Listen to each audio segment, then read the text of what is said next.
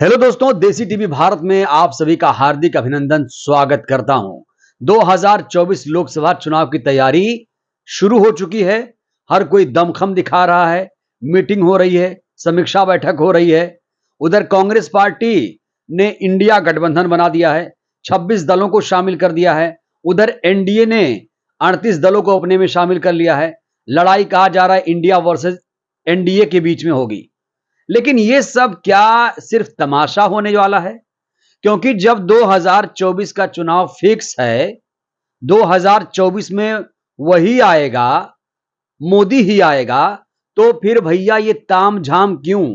और आपसे मैं कहूंगा, क्या आप ये सोच रहे हैं कि आप हाथी को बटन दबाएंगे, हाथ को बटन दबाएंगे, कार को बटन दबाएंगे, केतली पर बटन दबाएंगे, तीर पर बटन दबाएंगे, साइकिल पर बटन दबाएंगे, नोटा दबाएंगे, ईवीएम में ये सब दबाएंगे आप?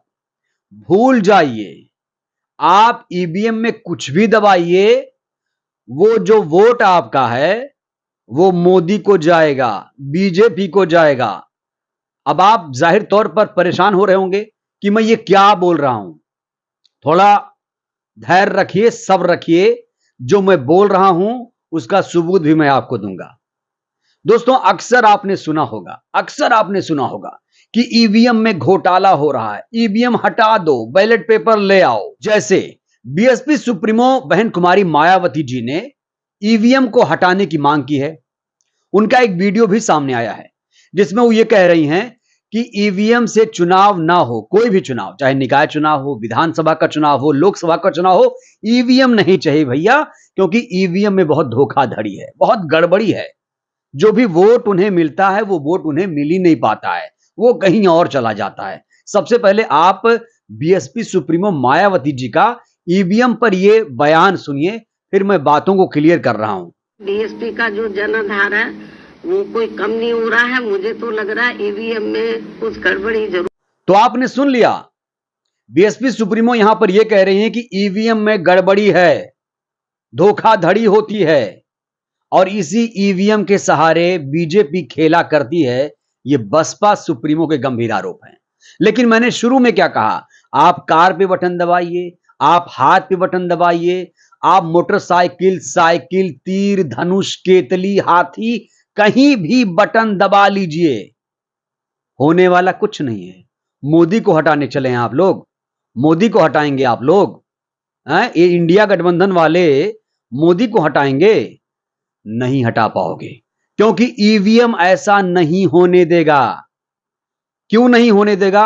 एक बहुत सनसनीखेज बयान आया है, मोदी के सांसद का बयान है ये जो मैंने कहा है ना कि कोई भी बटन दबाइए, बीजेपी को ही वोट जाएगा, ये मैं ऐसे ही नहीं कह रहा हूं दोस्तों, ये मैं ऐसे ही नहीं कह रहा हूं। और ये मैं नहीं कह रहा हूं, ये मोदी के सांसद का बयान है, बीजेपी के सांसद का बयान है।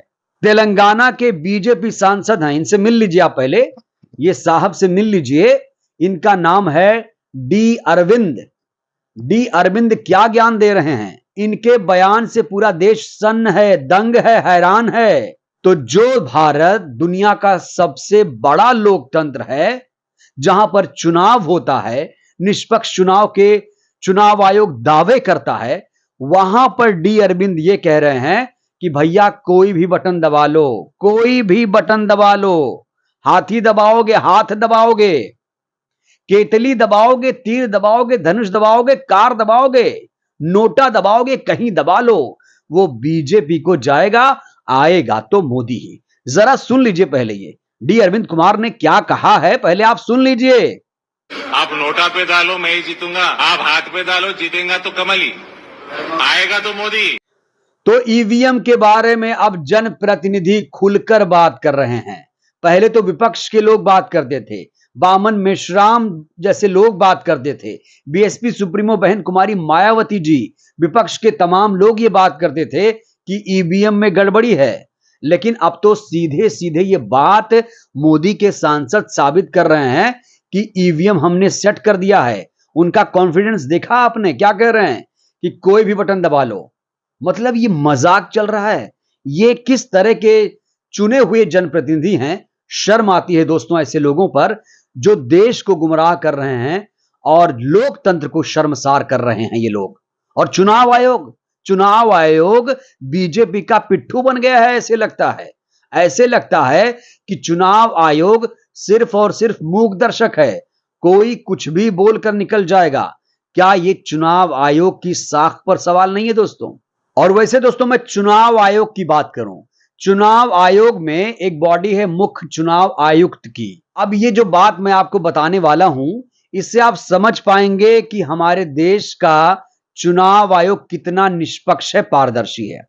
अब देखिए, सुप्रीम कोर्ट के अनुसार जो मुख्य चुनाव आयुक्त है उसको चुनने के लिए 3 व्यक्ति चाहिए, एक प्रधानमंत्री, एक नेता प्रतिपक्ष, एक चीफ जस्टिस ऑफ इंडिया। लेकिन अब मोदी सरकार ने इसमें क्या कर दिया है, मोदी सरकार ने इसके चुनाव के लिए प्रधानमंत्री को रखा है, मोदी सरकार के मंत्रियों को रखा है और नेता प्रतिपक्ष को रखा है। यानी अगर मुख्य चुनाव आयुक्त की नियुक्ति करना है, चयन करना है, तो उसके लिए ये 3 बॉडी जिम्मेदार है। अब नेता प्रतिपक्ष कुछ भी जतन कर ले, मोदी जिसे चाहेंगे वही मुख्य चुनाव आयुक्त होगा। अब अगर मोदी सरकार ही, केंद्र सरकार ही जिसे नियुक्त करेगी, तो क्या हम उससे उम्मीद कर सकते हैं? इस तरह से मोदी सरकार जिस तरीके से चुनाव आयुक्त की नियुक्ति करती है, चयन करती है, अगर इस तरीके से होगा, क्या हम इस चुनाव आयोग से कुछ उम्मीद कर सकते हैं?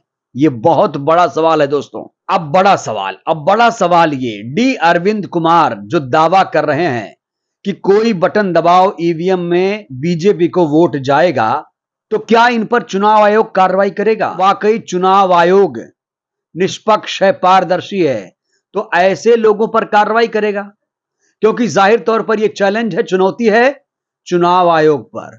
चुनाव आयोग देश में चुनाव कराता है, ईवीएम से चुनाव होता है। लगातार 2004 से हमारे देश में ईवीएम से चुनाव होते हैं दोस्तों। आपको एक फैक्ट बताऊं, जो ईवीएम से आज बीजेपी प्यार कर रही है, वही बीजेपी ने देश में पहली बार ईवीएम के खिलाफ विरोध किया था। लेकिन जब सत्ता में आ गए ये लोग, तो ईवीएम पर वोट सिल गए, एकदम चुप हैं। मजा आ रहा है इनको, ईवीएम से चुनाव कराने में इनको बहुत ज्यादा मजा आ रहा है। तो अब बड़ा सवाल यही है कि डी अरविंद कुमार जो कह रहे हैं, क्या उससे चुनाव आयोग की छवि धूमिल नहीं हुई? क्या इन पे कार्रवाई नहीं होनी चाहिए थी? अगर कार्रवाई नहीं हुई तो इसका मतलब कि वो सच बोल रहे हैं, क्योंकि कार्रवाई तो तभी होगी ना जब कोई व्यक्ति झूठ फैलाएगा। अगर डी अरविंद कुमार सही कह रहे हैं तो चुनाव आयोग कैसे, किस मुंह से कार्रवाई करेगा? तो बड़ा सवाल यही है, क्या ईवीएम सेट कर दी गई है? क्या ईवीएम में सेटिंग हो गई? बीजेपी के सांसद के इस बयान से दोस्तों आपको क्या लगता है? यह बहुत बड़ा सवाल है कि इस तरीके की बयानबाजी क्या लोकतंत्र में हम बर्दाश्त कर पाएंगे? और दोस्तों इस बयान के बाद पूरे देश में अब विरोध के स्वर उठने लगे हैं।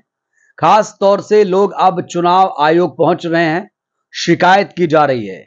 अब सोचिए, चुनाव आयोग को क्या नहीं पता है कि एक सांसद ऐसी बयानबाजी कर रहा है, कैमरे के सामने वो बोल रहा है कि कोई भी ईवीएम में बटन दबाओ बीजेपी को ही जाएगा, आएगा तो मोदी ही।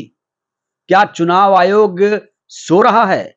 क्या शिकायत के बाद वो कोई कार्रवाई करेगा? क्योंकि शिकायत तो कर दी गई।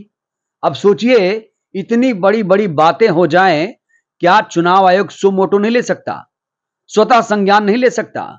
अगर नहीं लेगा तो समझिए अभी तो डी अरविंद कुमार ने बोला है, आगे और भी लोग बोलेंगे। और देखिए दोस्तों, दिग्विजय सिंह, कांग्रेस के नेता दिग्विजय सिंह ने शिकायत की है, लेकिन उनकी शिकायत पर चुनाव आयोग ध्यान नहीं दे रहा है, यह भी आरोप लगा रहे हैं। कांग्रेस भी कम नहीं है, कांग्रेस अगर चाहती तो ईवीएम से चुनाव पर रोक लगा सकती थी। 2004 में हालांकि वाजपेयी साहब की सरकार के दौरान पहली बार ईवीएम से पूरे देश में चुनाव हुआ। और दोस्तों 2004 में जब ईवीएम से चुनाव हुआ तो पहली बार यूपीए की सरकार आई, यूपीए 1 की सरकार आई। 2009 में चुनाव हुआ, यूपीए 2 की सरकार आई। तो कांग्रेस क्या जिम्मेदार नहीं है? अगर कांग्रेस जो आज कह रही, शिकायत करने की बात कह रही है, अगर कांग्रेस इसमें गंभीरता दिखाती तो क्या 2014 में ईवीएम से चुनाव हो पाता? यह बहुत बड़ा सवाल है। तो दोस्तों तमाम लोग देश में आंदोलन भी कर रहे हैं, ईवीएम हटाओ देश बचाओ, क्योंकि ईवीएम से लोगों को डर लगने लगा है। लोगों को लग रहा है कि मैं तो हाथी को बटन दबा रहा हूं, हाथ को दबा रहा हूं, कहीं बीजेपी या किसी और को ना चला जाए। ये अभी डर था, आशंका थी, लेकिन अब डी अरविंद ने साफ कर दिया है कि भैया आप लोग कुछ भी जतन कर लो, कहीं भी दबा लो, कुछ भी कर लो, ईवीएम सेट है। डी अरविंद कह रहे हैं ईवीएम सेट है, कहीं भी दबाओ, हमारे पास आपका आशीर्वाद पहुंच जाएगा। अब पूरे देश में ईवीएम हटाओ देश बचाओ के नारे लग रहे हैं। वामन मेश्राम भी दहाड़ रहे हैं, कह रहे हैं कि अगर 2024 में ईवीएम से चुनाव हुआ तो तोड़फोड़, ईवीएम तोड़फोड़ अभियान शुरू करेंगे। जरा सुनिए। 2024 में ईवीएम मशीन फोड़ेंगे। इतना ही नहीं, मायावती जी का बयान हमने आपको सुना ही दिया।